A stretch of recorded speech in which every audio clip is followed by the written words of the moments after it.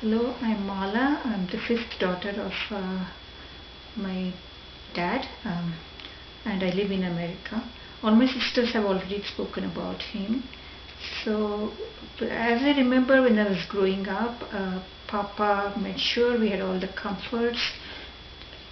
Our schools would be closer to our. When he made houses closer to schools, so that even in the afternoon we would come home for hot lunch. Then he instilled discipline into us, and he made us understand hard work and the value of money. He wanted all of his children to be well educated and independent, and for that he was willing to do anything. So, in general, in the society, our Papa was a man of few words, but very kind at heart. He financially helped many of my close many of our close relatives, sometimes for many years. He also let some of my relatives stay at our home while they were studying or working. Papa also, as an educator and a principal, he was excellent. So he served in many government colleges, and the students as well as the staff respected him a lot. He made major improvements wherever he served, and the colleges got very good name because of him. When Papa started becoming ill in somewhere around 1997, 98, or even a little bit earlier, he had very minor symptoms. He would forget names of people, names of items, names of things, but would later remember and laugh at himself.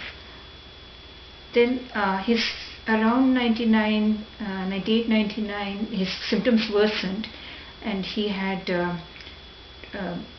more trouble remembering, more loss of memory, so he forgot the names of the people. He wouldn't recognize his wife, and his balance was worse. He had trouble walking, he had trouble talking, he had trouble eating, and sometimes he would be very stiff and wouldn't move at all.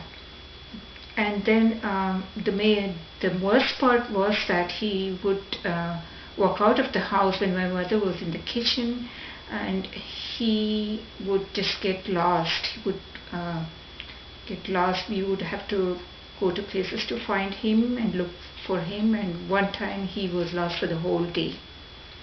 That was very scary. And then later on, I think around 2000, he fell down, and then after that he never, his condition kind of did not improve much. He was totally not able to walk, so he was lay on the bed, and he needed help with everything.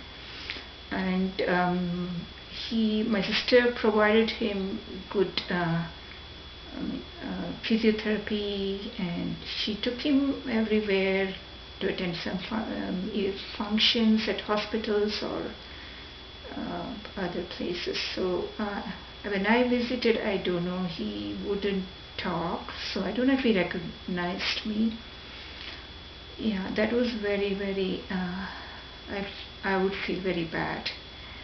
And I think like this he was for 5 years, and ultimately one day he was released from his agony and suffering, and he left peacefully.